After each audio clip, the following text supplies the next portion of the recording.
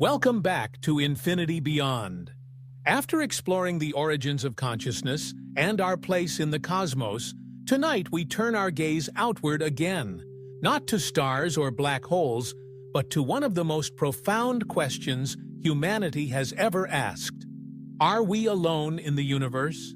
For millennia, humans have wondered if there is life beyond Earth.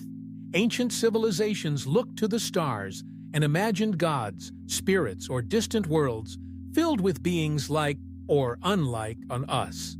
Today, science gives us tools not only to imagine, but to search. It begins with exoplanets, planets that orbit stars beyond our solar system. The first confirmed exoplanet around a sun-like star was discovered in 1995. Since then, we've found over 5,000 others. Some are massive gas giants, others are small and rocky. Many orbit in what we call the habitable zone, the region around a star where temperatures could allow for liquid water. Water is key because, as far as we know, it's essential for life. But life, especially alien life, might surprise us. Among the most exciting discoveries are Earth-like exoplanets. Take Kepler 452b, for instance, a rocky planet in a habitable zone, orbiting a star much like our Sun. Or TRAPPIST-1, a system with 7 rocky planets, 3 of which lie in the habitable zone. A single system, just 40 light-years away, could potentially host multiple life-bearing worlds. And yet we have found no evidence of life, no signals, no biosignatures, no visitations. Why? This silence is known as the Fermi paradox. Physicist Enrico Fermi famously asked, "Where is everybody? With billions of stars, billions of planets, and billions of years of cosmic history, intelligent life should be common. So why haven't we seen it?" There are many theories. One possibility is that life is rare. Perhaps the conditions that allowed it to arise on Earth are incredibly unique. Or perhaps life is common, but intelligent life is not. Evolution doesn't guarantee curiosity, technology, or communication. Another theory is that civilizations destroy themselves. Once they develop advanced technology, they may trigger their own collapse through war, climate change, or artificial intelligence. This is sometimes called the Great Filter, a stage of development so dangerous that few civilizations survive it. If we haven't yet passed the Great Filter, it may lie ahead. But if we have passed it, we might be among the few or the only to emerge on the other side.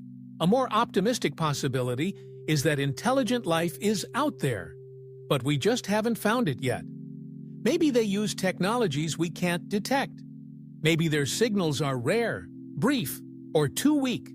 Or maybe they are watching silently, waiting. To search for alien life, we use several tools. One is SETI, the search for extraterrestrial intelligence.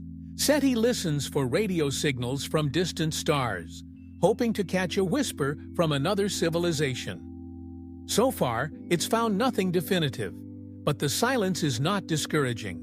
It only deepens the mystery. Another is the study of biosignatures, chemical fingerprints of life. When we analyze a planet's atmosphere, we look for gases like oxygen, methane, or carbon dioxide in the right balance. These could indicate biological activity. Future telescopes, like the James Webb Space Telescope and others beyond it, will help us scan exoplanet atmospheres more precisely than ever before. One day, we may look at a distant world and see signs of life written in its skies. And there's more. The study of extremophiles on Earth, organisms that thrive in boiling acid, deep-sea vents, or frozen Antarctic lakes, shows us that life can exist in conditions once thought impossible. If life can adapt here, why not elsewhere? We also search our own solar system. Mars has ice. Beneath the crusts of Europa and Enceladus, moons of Jupiter and Saturn, lie vast liquid oceans. NASA's upcoming missions aim to explore these worlds directly. searching for microbes in their subsurface seas. Even Titan, Saturn's largest moon, with its lakes of liquid methane, challenges our assumptions about life's possibilities. It may host a form of chemistry we don't yet understand, an alternative biology unlike anything on Earth.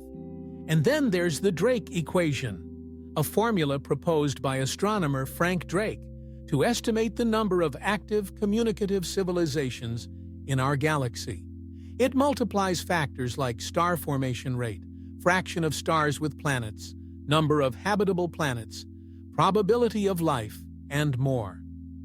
While many values are still unknown, the Drake equation reminds us, even tiny probabilities, multiplied across a galaxy of 400 billion stars, can yield surprising results. So, are we alone? We don't know.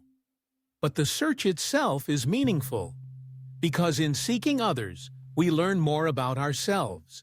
We refine our understanding of life, chemistry, evolution, and consciousness, and we begin to see Earth not just as home, but as one possible world among many. Whether the universe is filled with life or we are the only ones, either answer is profound. If we are alone, life is even more precious, a cosmic miracle. And if we are not alone, we are part of a grander story, one still unfolding. As segment 9 comes to a close, we look up not in fear or loneliness, but in hope.